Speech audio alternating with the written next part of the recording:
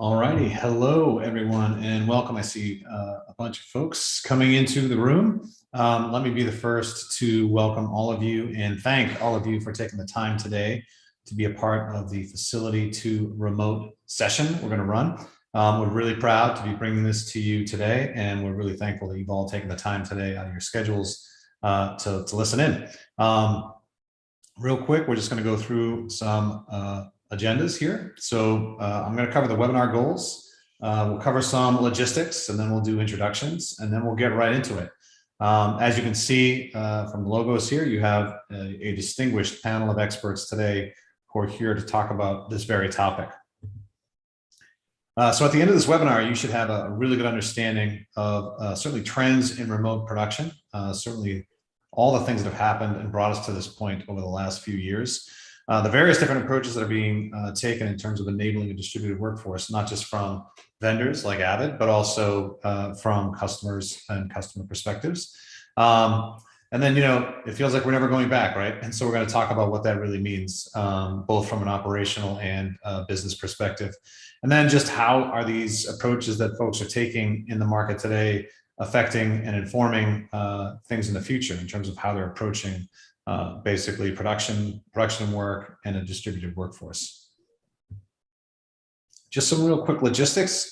Feel free to ask any questions throughout the course of the webinar using the Q&A button that you should see inside the Zoom. And by the way, for those of you who are listening in on social channels, thank you as well. You can also ask questions on those channels as well. We have folks monitoring that too.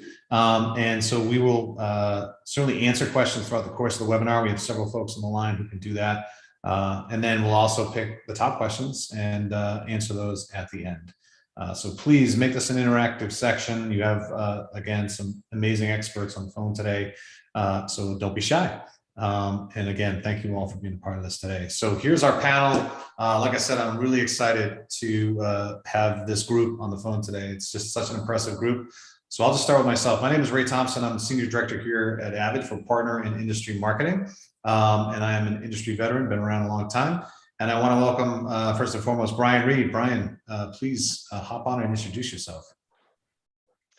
Hi there, it's Brian Reed. I work at Picture Shop out of the Toronto location, and very proud to be a part of this group today. I came from the legacy Technicolor group prior to being part of Picture Shop, and yeah, obviously 30 plus years of post experience in Toronto, Los Angeles, different parts, and yeah, looking forward to today's panel. Excellent. Thank you, Brian, and thanks for being here today. We also have John McVeigh. John, you want to introduce yourself?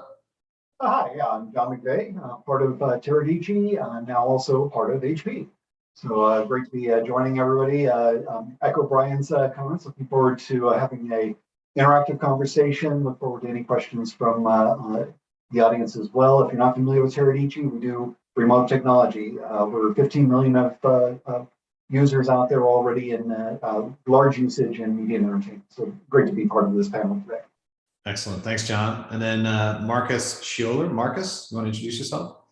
Yeah, thanks, Ray. So hi, everybody. My name is Marcus Schoeller. I'm the VP of Marketing at Haivision. I've been working with Avid for Remote Production Story. And, at Haivision, we focus on remote technology to enable video streaming and video networking for broadcast, defense, enterprise, other markets. And I'm really excited to be working with everybody today to talk to you about the exciting things that are going on in terms of facility to remote workflows. Fantastic. And then going around the horn here, we have Robert Rodriguez. Robert, please introduce yourself. Everyone, Robert Rodriguez. Welcome to this panel here. I'm relatively new to Avid as a Director of Product Marketing for the creative products.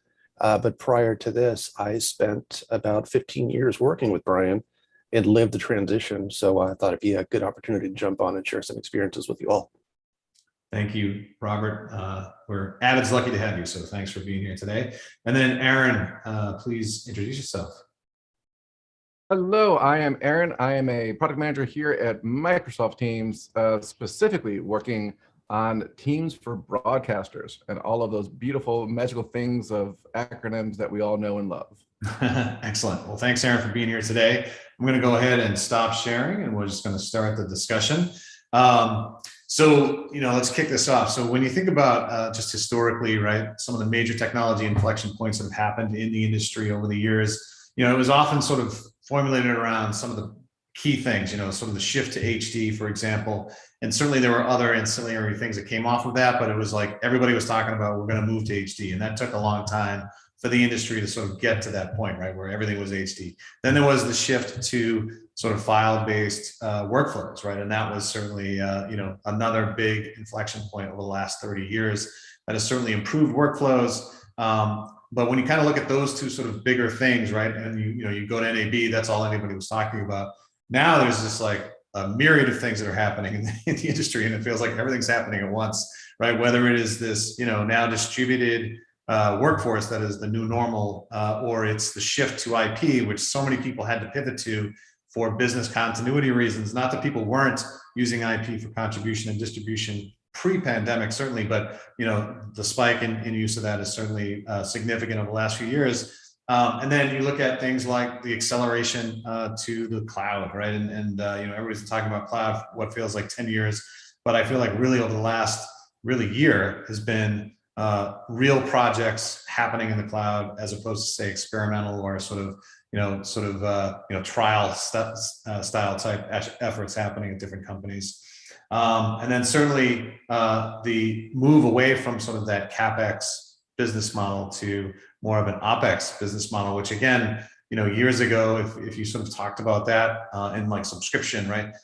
People would be like, yeah, thanks, but no thanks, right? We have what we have, it works, and we'll keep it that way. And so all of that has been turned on its head, right? And what we've learned, I think, over the last couple of years is that, a lot of these different things all happening at once are happening because of, in many ways, existing technologies, and other ways, because we had to move that way. And thankfully, a lot of those technologies were here. So Robert, I guess I would start with you, right, as someone who is just recently new to Avid, but who has that customer experience. You want to just talk about all of these different things that were happening, how you guys, when as a customer, started to sort of pivot, and sort of how you guys reacted initially. Yeah, certainly. I think we reacted probably the same way everyone else did, and just a panic to keep the clients happy, right, and continue to keep working. When you're in this industry, you really are sort of a service-oriented industry. So it's definitely all about making sure that the content is still flowing. As most people know, the way production happens, there's a lot of stuff that's already sort of in the can, if you will. It's already been shot. Its work has to continue. So we had to really scramble to sort of figure out what the best way to get our customers out, excuse me, to continue to support our customers and to get our talent out and continue working in a very short amount of time. So as you were saying, Ray, I think the industry, has sort of been forced into a lot of these evolutions through natural disasters or now pandemics. It was already going that direction, but we were probably looking to make the shift in the next 2 to 5 years. We had to do it in 2 to 5 weeks, right? It was, and actually in reality for some shows in 2 to 5 days. We could not allow to miss an air date or a drop date. I think what interested me about, this panel here, especially with Brian, is this conversation that we're having. Brian, myself, and a team of other engineers were having this on a weekly basis once things settled down, but on a daily basis. We just had an open conference line that stayed open for 16, 20 hours a day, that anyone can chime in at any time and just scream help. Right? Yeah, so it's a very interesting trend, but it was very quick to have to turn this around. And I think we use just about every single product that's being represented over here from our partners and from Avid, and then some. Yeah. So Brian, you were working with Robert at the time, and can you describe it was kind what of your approach was? We got a lot more friendly, and I really have shout out to Teams, because we used to have monthly, weekly sort of meetings, and they were on some sort of weird blue jeans or some kind of Zoom wasn't really that reliable. It was hard to get people from across not just the continent but the entire world all on the same table talking about this commonality of problems and issues and things. And oh my God, Teams has developed tremendously, and it has become a huge backbone of our daily lives. I mean, we now are spending, hours and hours a day with, headphones in weird little offices, remote, working remote. And honestly, I have no plans to work full-time ever in an office again. I mean, it has transformed this much. Obviously, there's an awful lot of work that we need to have done within the facility with direct client, being able to look eye to eye across a console or a table or something. But all these new technologies from all of you have allowed us to do these things. I mean, it has transformed our business overnight. The need for more material, the need of the consumer, not just in COVID times or whatever else, but the delivery method has changed. Streaming, obviously, the subscriptions have never been higher. I don't think it's ever going to drop off. It'll grow at a slower rate, I'm believing, but everyone's looking for new portals, new ways to deliver their content. I mean, we're a world of storytellers, and it's not just, driven by what's happening in Europe right now or what's happening, from the CDC or somewhere. It's happening everywhere, and there's an awful lot of content that needs to be accessible in some channel somewhere. So that's just what all of this is changing today. Yeah, it's amazing. And certainly the amount of productions people need to produce nowadays is just spiking because of all the competition in the market. And Brian, because you mentioned it, Aaron, can you just talk about, teams and the growth of teams over the last few years and sort of how Microsoft has sort of dealt with that change? I'm a long way from Skype. In April of 2020, so in April of 2020, Satya said that we had 2 years of innovation in 2 months. And that was, 2 years ago now, right? So it's April of 2022. And so things continue to progress at just a fantastic, amazing rate. Ray, you started out saying, we've got 10 years of innovation. That's probably about right. That's probably about accurate now. And on top of that, this talk about not just doing experimental things online or through Teams or through these kinds of productions, but real productions happening remotely. I'm not sure if everyone's aware, but the most recent Olympics, the tech that we use with Teams for transmission for NDI and our SDI outputs, there were over 140 segments of the Olympics produced through Teams. So wow. I don't know that you get much more real world than the largest sporting event in the world that I believe there's numbers that say like 3 billion people watch the Olympics, something like that, right? So I think we nailed it. I think we did that whole virtual production through the cloud, through Teams thing, and now we're going to continue to do more and more. Especially, there's reasons I'm on this call, but we can talk about that later. But it's we have lots of cool stuff happening with Teams, and we're growing in a way that is that's wide. It's wide and deep, both at the same time, right? So we're doing broadcast, but we also do chat. We have reactions, but we also are having RTMP. People are building apps on the platform and doing webinars through Teams. So more and more stuff is happening to bring people together to communicate. Yep, and that speaks to enabling that distributed workforce and the collaborative nature that needs to happen now.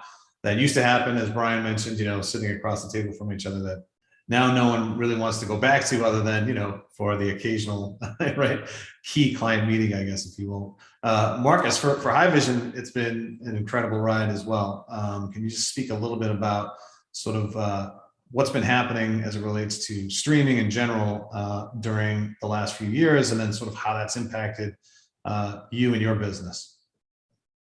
Thanks, Ray. Certainly, when the pandemic hit, it forced everybody to start, scrambling to adapt and figure out new workflows. We had already been involved in the types of workflows in advance of that. Certainly the idea of remote production.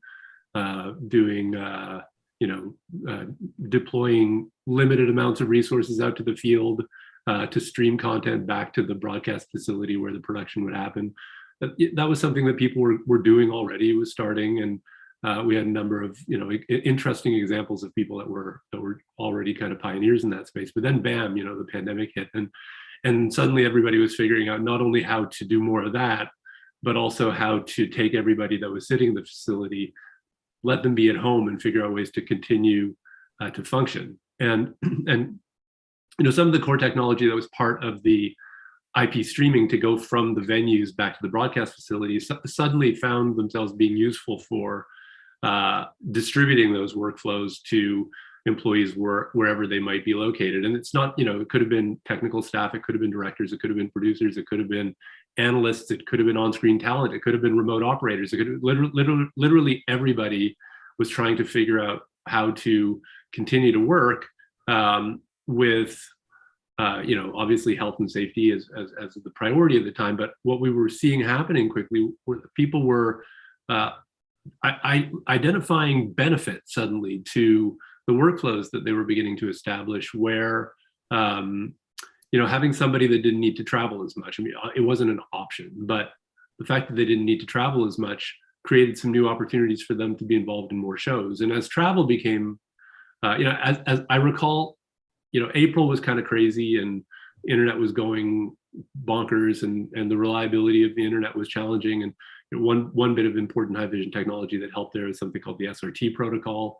The SRT protocol was, really a huge enabler, and obviously Aaron is nodding his head too. Everybody's using it now, and we can talk a bit more about SRT later if that makes sense. But what was really interesting, coming after April, May, June, sporting events started to happen again, and they were happening live, and people were in person, but only limited staff could be at the events themselves, and everybody else was located in all sorts of other areas. And then the question was, how did you make sure they had access to those streams to see either production feeds or multi-viewers or content in low latency, so they understood what was going on. The latency was fundamentally important. The quality of the streams were important, and Haivision technology played a big role in helping a lot of different events that were coming back for the first time. And then suddenly they were like, hey, wait a second, this is actually kind of cool. There are advantages here. It makes life easier on the various people that are involved in the productions, if they don't have to travel as much. And it let them begin to develop workflows where their best staff were being involved in more events. Instead of sitting in airports waiting or traveling around or whatever they were doing, they were at home or in an office, wherever they might be, but they were sitting in this one place and were able to get involved in multiple events, which ultimately was bringing up the quality and of the overall production. What we're seeing now is, because we survey people, and we run a big report every year on what's going on in terms of the trends with IP transformation. And one of the things that came out this year, and the report came out back in March, was that 60% or so of, I'm talking about broadcast facilities here, but live production, they're basically planning on continuing to employ hybrid workflows into the future. Like very few people are saying they're going back to the old way. Very few, like 10% maybe, and 60% are planning on going hybrid. And actually, there's another chunk, like 25% or so, who are planning on going even more decentralized, just because they see that the benefits really are, their financial, their work-life balance, and ultimately the quality of the productions they're putting on. So, we're seeing a lot of really interesting trends going on where it's clear that people, they don't want to go back to the way it used to be, because they've established these workflows, they work, and they're actually better. Yeah, just, oh yeah, go ahead, sorry. I was gonna say, you picked up on something there that's super interesting. In the past, whenever I was working on Skype TX back in the day and so on and so forth, we would always talk about bringing talent into the camera and talent into the studio through what we were doing, with Skype. But with Teams, and this remote broadcast distribution, now we're bringing talent behind the camera everywhere, right? One of my friends, he works at one of the very large automobile companies, and they just took a trailer and parked it in his driveway during the pandemic. And so now all of a sudden from his home, he's able to run all the shows through Teams in order to get everything happening the way that needs to happen. And so now we have this distribution of talent, and you can do remote production from anywhere in the world, including your own driveway. That's a game changer. And of course, things like SRT make that sub-second response happen, and it's a beautiful thing. Yeah, no, that's a great point. And it's been a boon not just for remote live production, but like you said, Marcus, it's being incorporated into so many other aspects, even in post and other areas where so many interesting things happening. All right, and John, of course, Teradici had a massive role, and certainly for Avid customers, but just across the board. Can you just talk a little bit about the last few years? Exactly. And I think Robert and Brian definitely touched on this at the beginning of this discussion. Marcus and Aaron, we're all seeing the same thing, that I kind of described that this transition period we've gone through of triage to business advantage, that all of us had to move quickly, had to move rapidly. Teradici with PCOIP has been in media and entertainment in use in on-prem kind of architectures and environments for 18 years. Just like everybody else, we experienced in about a 24-hour cycle suddenly having to send our entire, our own employees home. And everybody was in that same stage. We talk about, and Robert and Brian talked about kind of keeping open lines and open communications. As a company, we were working with broadcasters, with entertainment groups, that on a Monday we're trying to think rapidly about a POC that was going to go live Tuesday with everybody at home. Just give the examples all of us went through. The stages that we started to see in this, and with Teradici, we definitely focus in on the artists, the editors, the production teams, what they do for their normal capabilities, collaboration, sound editing, video editing, examples, dailies, keeping the production going. Our own realization that for entertainment and for news, we became suddenly critical, not only for making sure that everybody stays productive, but at the end of the day, making sure that those people can do what they need to do, which is make sure people are informed and entertained. We're all sitting at home all of a sudden. So some amazing changes for all of us. I echo with Aaron that in very short time cycles, suddenly innovation became critical. Things that our customers had asked us for that were, we'll get there on the roadmap, suddenly became mission critical. And just a very fast cycle of enhancements from Teradici's own perspective, enhancements in audio, enhancements in collaboration and online, directions that enabled that in-office experience, but suddenly now remote, have been part of what's exploded. The other that's changed now that we're all starting to adapt to, Brian has hit it. I'm a remote worker before all of these things started. And I kind of joke that, is part of these transitions, I've gone from home office to home studio. And I think a lot of us are realizing that the production now starts at home, and it's because I can.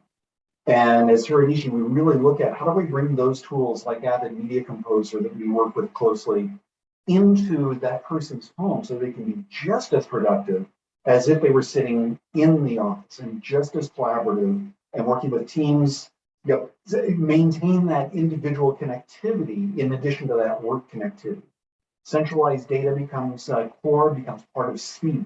The other thing we're starting to see with our technologies and working with our partners is talent now is not who can I get in LA? Who can I get in New York? Who can I get in New York, in London to work on these projects? Talent now is who is the best person to go do this work? And a lot of what we're doing, I describe as almost think of it as Project Greenlight strategy. Now suddenly, with remote tools, being able to access talent around the world, what we are seeing is more of our own customers, small studios, special effects studios, animation studios, game developers, starting to be able to reach out to people that might have been a challenge to bring on board just because of distance. And so I think that we're seeing a new level, not only from Teradici's perspective, we're at the production, the development of the offering level, but with Haivision and with Marcus. How does that then translate out to the recipients at home, the recipients in market? It's become a very dynamic opportunity, and you can see why people are saying, and I think we as a panel have kind of echoed part of this, I'm not going back to traditional ways of doing things. I'm not going to sit in traffic. I live in Seattle. I'm not going to sit in traffic 2 ways every day just to go to the office when that's time I could be using more productively. So what we're seeing is more of that kind of flexibility and the architecture we represent, from us at the artist, the editor kind of level, through to where the data is stored, daily compilation, that the editing cycles and creation of content, the interactive collaboration, and then delivery to the consumer have all become very dynamic, but enhanced as a new way of driving workflows. So it's been, as we've been watching it as Teradici, with one part of that entire process flow, it's been very, very dynamic, and what people are able to start doing that, to your point, Ray, at the beginning, we thought about and we talked about doing, but we had a little bit of a forcing function to make us all really implement it and discover this really is a better way to do things. Yeah, it's amazing. And, certainly Avid has, leveraged Teradici across the board, both for access to cloud applications, certainly for SaaS offerings, right? Of course, on demand, and then of course, all the folks working remote, as you point out. Same thing with really all the technologies represented here today, right? Teams, and certainly Haivision and SRT, right? And what's amazing is, like you said, that all these technologies existed before, but the amount of innovation that happened once everything sort of moved to a distributed fashion, the innovation that really accelerated to sort of facilitate that for business continuity reasons was just nothing short of amazing to see. So all of that said, now let's talk about the impact, right? From both, a production perspective as well as from the various different vendor perspectives. Brian, what has been the impact now, right? As you have sort of experienced all these different things, you guys had to pivot, you made all these changes, you're not going back to the way things were. What are some of the things that represent that impact, right? Both now and kind of looking ahead. Well, it's really interesting. I mean, one of the main concerns, just to loop back for 1 second, was security for all of us, right? Yeah. We needed to ensure we don't own the content that we work with. So it is incredibly important to our clients that their work was 100% secure.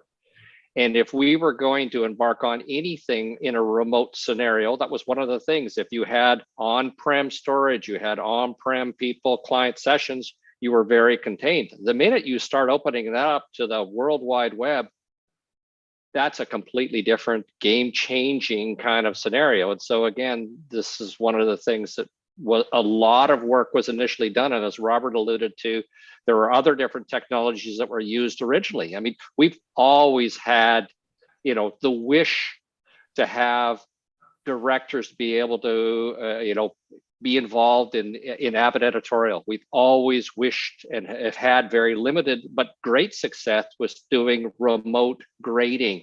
We've got a director in Los Angeles or New York or London, and obviously we're doing the session, let's say in Toronto or some other city in the world. Now, of course, it has opened this up. It's not just a single point. You have multiple points around the world in many different time zones. We have done remote sessions with a director in Shanghai. We've done remote sessions to South America. We've done and these are, very high bandwidth, very low latency kind of signals that really have to be high quality. And Teams was part of that communication part of it. So we'd have the dual signals. We have the chat channel and video channel, because you really do need to see the people's eyes. But to step into now your new question, what happens now and where are we going, right? So we're certainly seeing that there's massive supply chain problems that are dictating a lot of our ambition to be able to expand this and have the collaboration be even greater. But you're 100% correct, John, about it opens up the avenue to hire people that are not in your city. It opens up the possibility to work with clients that are not in your city. It opens up the possibility and expand your offering of what you can offer in a timely manner to your clients. And that's key, right? Turnaround. We know there's deadlines, and we know that there's delays all the way through. There always has been. Oh, someone wants to go reshoot. They got to recut. We've got to change the music cues on this. your delivery time is not changing. You're allowed now with collaboration to have more people be involved in those decisions and more people provide solutions to that. So it's both on, you're getting more input, which hopefully you're getting answers quicker, but you're also able to throw more people at the solution. And I think that's where we're really seeing our new workflows are not just based on a single source of talent. You're going to have multiple people collaborating all in that, much more, I would say, like the VFX model has been, that you have, lighting people and shading people and whatever. I mean, we've got this broad term of a colorist or an editor or something. Well, there's many subsections within those, and we're going to, I think, be able to slice that into smaller pies that'll offer more at a better, turnaround time. Really, it's time and money. Yeah, I mean, what you're speaking to is not only the ability to work with people from anywhere, right? One of the many benefits, right, coming out of all of this, but the ability to take on jobs that maybe in the past wouldn't have even been, in the realm of possibility, right? Even though you could advertise on the World Wide Web, actually pulling it off, right, was a different story if someone actually came to you. Now, you could spin something up in the cloud and everybody can be collaborating, and regardless of where they sit, they can all be working together and delivering content, and like you take said, advantage of those different time zones. That's the other part of it too. I mean, we've certainly seen an awful lot of work, obviously, on the VFX side, for example, be done in India and things. And that 12-hour offset to North America is not a disadvantage, it's an advantage. Yeah, follow the sun strategies. It's interesting how it goes back a number of years and is emerging as one of the technical advantages that we can start to put in place into media entertainment into production on a global scale.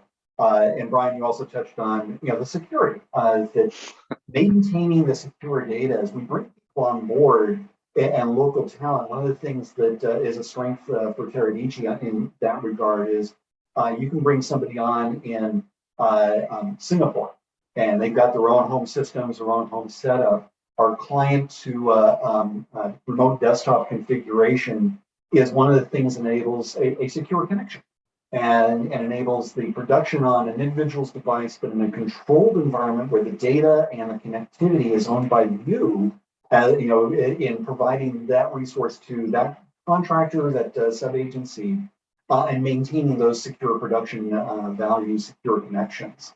So it's a lot of the factors, I appreciate you brought up security, because it is one of those things that was an early issue of, okay, if we're sending everybody out, how do we maintain all of this stuff? And then the other challenge was, if somebody's starting to produce a certain level of content on a local machine, how long is it going to take to send that in a data transfer over a local ISP versus what might have been going on in their, their company's hosted data center? So it's kind of embracing a lot of these different directions, making sure that you understand what your security profile looks like. Don't try to emulate what you did at this data center suddenly into the cloud. Start to look at different advantages. So we represent everything from send a thin client to an end user, leverage their home machine, Z by HP, our high-end performance workstations, with our Teradici client there for remote connectivity as well. It's not suddenly a situation of get rid of the laptop you've always enjoyed or the desktop you've always enjoyed. It's leverage the technologies to maintain secure connection points, secure development capabilities, and enable resources that are sitting 5,000 miles away from you that are the key talent that you want for this particular project. Yeah, 100%. And that's true for SRT too, right? SRT has become so pervasive. Marcus, can you talk a little bit about just the alliance, the amount of devices now that have SRT baked into it, both from an initiation standpoint as well as from a receive standpoint, right? It's exploded. Yeah, actually, so we're just about to celebrate the 5th anniversary of the SRT Alliance. So this is the initiative that was begun by Haivision and Microsoft and Avid were very early partners working with us to take SRT and make it a de facto standard in the industry to enable low latency, high quality streaming over the internet. We're at about 550 members at this point, and by members, I'm talking about technology providers, people that have integrated the SRT protocol into their product workflows, whether it's cameras or encoders or decoders or different types of player devices, software players, hardware players, obviously cloud production systems, Avid. I mean, like the list of where we see SRT being used right now for IP contribution distribution is, at this point, it's more a question of who doesn't use it, I think. And I'm not saying that. I'm constantly amazed to see people announcing, their supported protocols, and SRT is now as common as any other one. And in fact, in our most recent report, again, for the first time in the 5 years since the SRT Alliance has begun, SRT has now become the most widely used point-to-point low latency streaming protocol for these types of workflows. So, in the past, RTNP, and then of course RTNP still continues to be important, but SRT, at least amongst our respondents, has finally surpassed it. So just speaks to the challenges that people are trying to overcome and the needs, and that SRT helps solve. I think if I could just speak for a second about some of the points that Brian was talking about, and sort of the impact that we've been seeing on the Haivision side, just briefly. When the pandemic started, we were dealing with broadcast workflows, certainly a lot of remote production contribution, that kind of thing, and then the pivot started to happen to decentralizing workflows. But what also was happening was a lot of other types of production, post-production, other types of clients were coming to us looking for solutions. And this, Ray, this is when we, for instance, started working more closely on the workflows into the into Media Central Stream and enabling SRT contribution into Avid workflows. But then there was the other side of it, and there was the over-the-shoulder workflow conversation, and how people remotely could be watching what was going on with an experience as if they were sitting in the in the studio with the editor or whoever. So the directors were involved. And Brian mentioned color grading. There was another area where people, and we had seen some people trying to pioneer beforehand, but then suddenly it became the only way to do it. And the latency, obviously, when an operator is remote and the director is remote, and they're not in the same location and they're driving the system, and they want to have the feedback. And Teradici was a big part of those workflows, enabling people to drive the system and then see high quality, 10-bit, 422, whatever was necessary in order to get the right quality for those sort of remote review and approval sessions, was something that was going on. As well as the remote operation. And what I find, really interesting, whether it's graphics or editing or, live cloud production, whatever people were using, there were opportunities to leverage low latency SRT workflows in all those situations. And it's almost as if a new kind of business opportunity popped up for people who wanted to offer their services.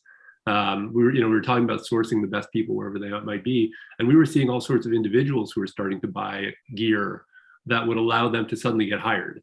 And they could be wherever they were, and they could enable those workflows and start being part of projects, whether they were in North America, Europe, Asia. They had the gear and somebody needed them. There was a way to get them involved. And I think that's been a really interesting change to how people are working, that is for sure going to continue now. And granted, as some of these people's profiles will increase, maybe they'll start going into more common types of workflows, but it's democratized a lot of the way people are able to participate in the live post-production workflows. It's really exciting. Yeah, I mean, Media Central Stream, right, as you mentioned, Marcus, is something we rolled out a little over a year ago, right? It enables basically IP contribution into Avid production environments, right? And that's a big change for Avid, right? So you can do that for both on-prem and cloud scenarios. And in the most recent iteration of Stream, you can actually now write not just the high res, but a proxy at the same time. You're putting it in Avid friendly formats. Downstream, for people using Avid workflows, they don't need to change anything. They're still working on a growing file, right? So whether they're accessing from Media Composer or Cloud UX, right, their workflows do not change, other than they have access now to even more content coming in, like you said, Marcus, over IP, which lowers that barrier to entry for many productions, right? Where in the past, maybe it was cost prohibitive to do a certain type of production. Now, a lot of those, restrictions have gone away, right? Whether they be monetary or operational. And certainly you're benefiting from the fact that, access to the internet is ubiquitous, right? And so being able to stream from a mobile device, cameras, encoders, receiving points, and so on. And then we also, you mentioned over-the-shoulder workflows. Certainly we announced, I guess last fall, about the SRT output of Media Composer, and being able to facilitate over-the-shoulder workflows, delivering that output out of Media Composer to really any SRT-enabled device, which again is just about anything: encoders, decoders, mobile devices, certainly mobile players. But that kind of leads me to Aaron. And Aaron, do you want to talk a little bit about the broadcast BDK, which was open source not long ago? And then we can also tease a little bit about what may be coming soon for folks here. Sure. Well, and even to follow up on that, I think going back just a few statements talking about security, I think that is one of the most important things that is happening in the remote broadcast industry, is figuring out how do we handle security, how do we make sure that things are that your content is secure point to point and people are in their control of it, right? And for me, that's one of the reasons I love Teams as a transmission source, because we are super high security. We are enterprise, right? We're almost too secure, I think, at times, because by having the knobs and the levers and the things that we let admins control, I think people don't hear the whole story of what Teams has to offer, right? We've had NDI out from Teams for over 2 years now. We have the BDK, which I want to get to just in 1 second, that we released last year that does RTMP and SRT. And then this year we released the ability to do direct feeds out of Teams to SDI through AJA or Blackmagic devices. And people a lot of people haven't even heard these stories yet because they are hidden behind a few levels of security that your admin people need to control. With BDK, it is a completely open source, no extra cost to you capability that you can get your IT people to install on either a Azure instance or on your local machine, and it lets you get full SRT or RTMP out of Teams.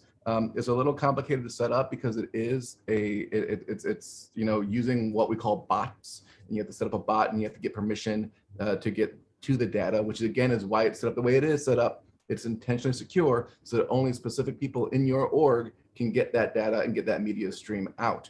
But once you have it set up, it works beautifully. In the open source solution that we have on GitHub for the BDK, there is the actual BDK itself, and then there's a sample meeting extension app that you can just add to a Teams meeting, and you get buttons right there in the Teams meeting to start sending out SRT wherever you want it to go, or RTMP. There's also a web portal that you can do there. And then the great news is that through the ease of use and the fact that this thing, again, is open source, free to you, free to everyone to use, and free to build on top of, we had some of the world's experts on some streaming work on this. I can't give those details out, but we have some things really highly optimized. When you get more than one stream coming out of a Teams meeting, they stay in sync, and we had to work some real magic and a lot of dollars to make that happen. And people should go look at that, and then they should use it because it, again, is open source. But even more so, we've had the luxury really to begin to work with partners on this, and I think we'll talk a lot more about that in just a handful of days. So I don't want to give anyone's thunder away, so I'll let other people decide how much we say here. But wow, it's going to be a good weekend. It is. It's going to be an exciting weekend. And yes, there'll be an exciting tech preview that you'll be able to see at NAB that involves Avid and Teams. And so we'll leave it at that, but it's something you should go check out. It will be viewable, I should say, in the Microsoft booth. So anybody who happens to be attending NAB, I encourage you to go to the Microsoft booth and learn more about what Aaron and I are teasing right now. But it's exciting stuff, and it definitely is, speaks to everything that we're talking about here now, which is the collaborative nature of what has to happen now in order to really get productions done. So I guess looking forward now, Robert, when you think about sort of how this is affecting the workforces, all the different, impacts that we just discussed around distributed environments, people being able to live now wherever they want. There's even environmental and green initiatives, right, that people are very concerned about now, right, having a less of a footprint. All of this, I don't know if it was by mistake or on purpose, but all of this, sort of really helps with that significantly, right? Because you mentioned it, Brian, right? You don't have to get the car and drive the 101 freeway, or to get to the facility anymore. You don't have to do any of those things anymore, and you're being more productive, John. Like you said, wasting 2 hours trying to drive in Seattle. All of that leads to a greener footprint for any company, as well as lessening your footprint, maybe even lessening even your real estate over time, right? And having everything hosted in some way, shape, or form where possible, right? That isn't to say brick and mortar completely goes away, and depending on which segment of the segment that you're in, right? We've seen it run the gamut, right? From folks returning to office, more on the news side of things, where more folks are actually back in the facility, whereas in post, they're really embracing a distributed workforce and really facilitating and building out, right? So Robert, I don't know if you want to comment more about sort of what this looks like going forward. How does this change things, right, for the industry in your perspective? Yeah, I think in my perspective, it really looks a lot like it has for the past 2 years, right? It's just a lot more of it. Now, there are some places where, like what Brian alluded to, we've been doing this for many years for color grading. And looking at some of the questions that pop up on the Q&A here, just to address those too, it's sort of the expectation that it was very expensive encoders and decoders and super high bandwidth streams that were being sent over. So it became an expectation that we just had this remote access, right? When you're dealing with a lot of creatives, they don't care about the technology behind it. They just want to see a picture that they could really make their notes on. So all of that stuff was replaced by some appliances that were under $10,000, and bit rates that were about anywhere from 5 megabits per second up to 25 megabits per second. So in some cases, some of these things were done over just a cell phone, or a hotspot over a cell phone. Quality, what we found, and I wanted to share some images, but I can't do it because of the content that's on them. But Brian will remember these very well. We put up things like a Sony X300, which is the industry standard OLED display for grading an HDR and SDR, all the way down to an iPhone 10, and just compared them with the SRT technology with the streams. So we did something that was live direct connect from a grading application into an X300. A decoder receiving the stream into another X300, and then some different tablets just to gauge the quality of them. And in person, when you were looking at this, they were all dead on, within a little room for error. But we found that something like the iPad Pro, because of the black levels and things that it had on there, it was just incredibly spot on right out of the box.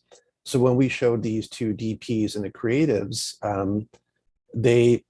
suddenly it was fine. They were happy to accept a signal. And more importantly, I think, Aaron, you touched on this, it brought a lot of the creatives back into the mix, right? So there were times where, especially in the episodic world, DPs are jumping from one show to another, and they don't have time to come in and actually view the grading session. They don't have time to sit in with a colorist. They don't have to anymore. Now they're back in remotely. And they have protocols, and they have display technology and different things out there that actually enable them to make some very confident choices and provide notes in real time with their colorist without having to be shoulder to shoulder with them. So I see for the future of this, as the technology gets better, as the encoders become more available and the cost sort of just tapers off, this is going to be something that's just going to be the new norm. And I hate using the new norm, but it really is. This is just the way that people are going. I think it's just the same way that we were spending $30,000 for an encoder before and being able to provide these remote grades to other places.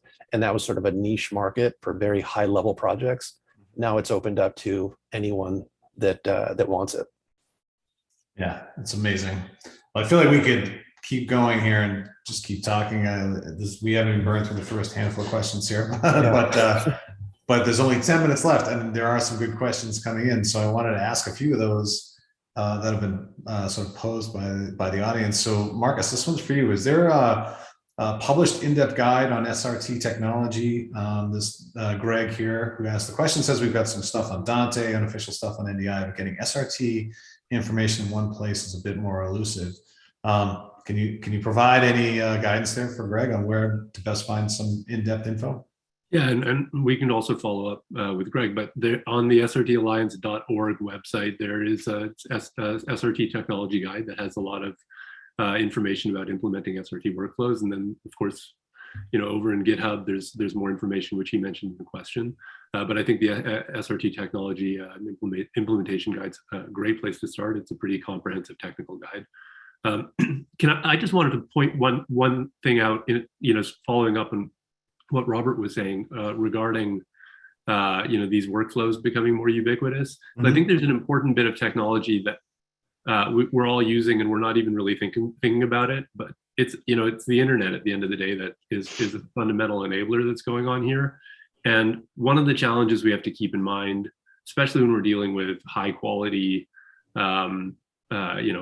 color accurate, all that sort of thing that's important to the people watching today, is the bit rate that you're dealing with, and making sure that people are able to take advantage of the internet. Because if you're not using the internet, it's not cost effective, not for the average person, not in a scalable way where everybody's going to be doing it.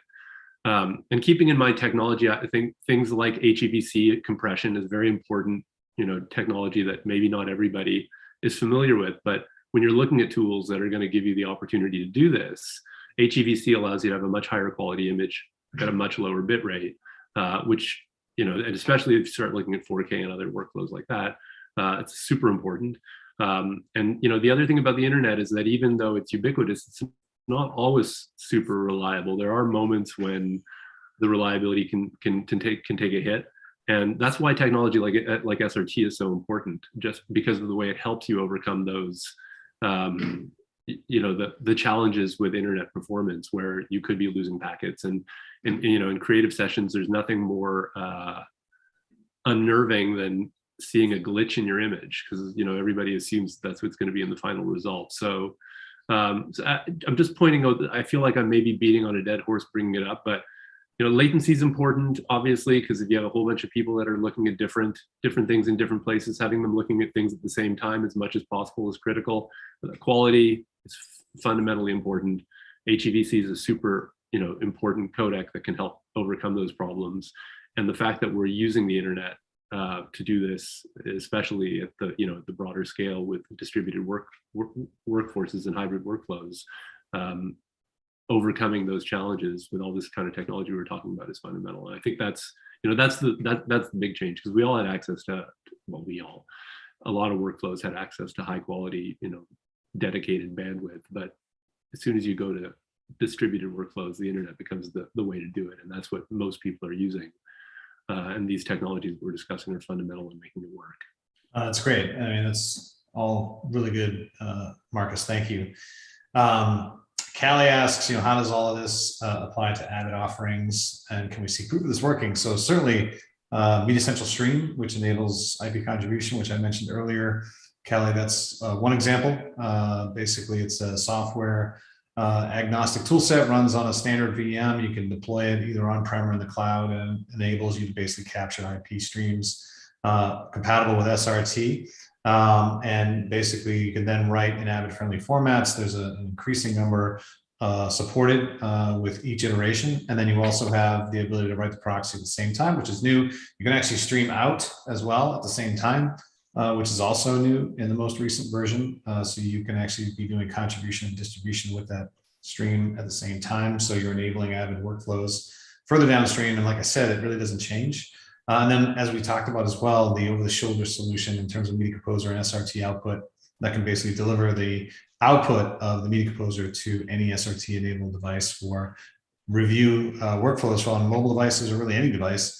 Set-top box, decoders, really anything that can take in an SRT feed, you can use, even on a smart TV, Apple TV. There's so many choices that enable you to basically view the output of Media Composer, and those are all viewable as well. So, did you say anything that takes SRT? Yeah, anything that takes SRT. Yes.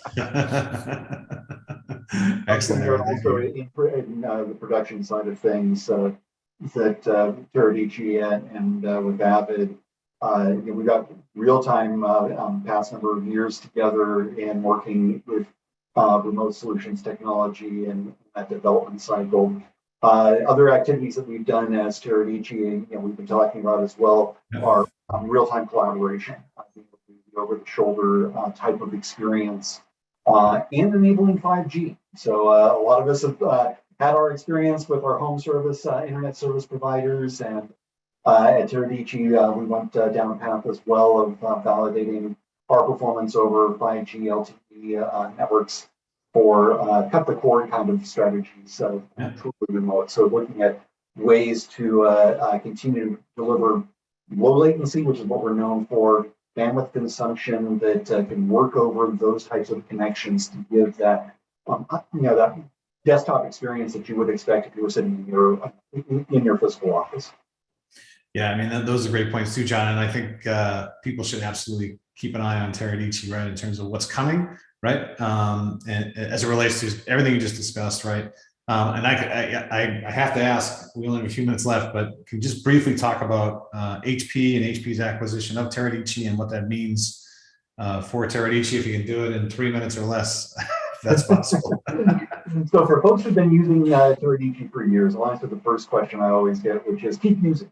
That what we're trying to do as a company, about what we're doing as a company with what you may have experienced also with HP's protocol, Teradici's protocol, really bringing the best of both together.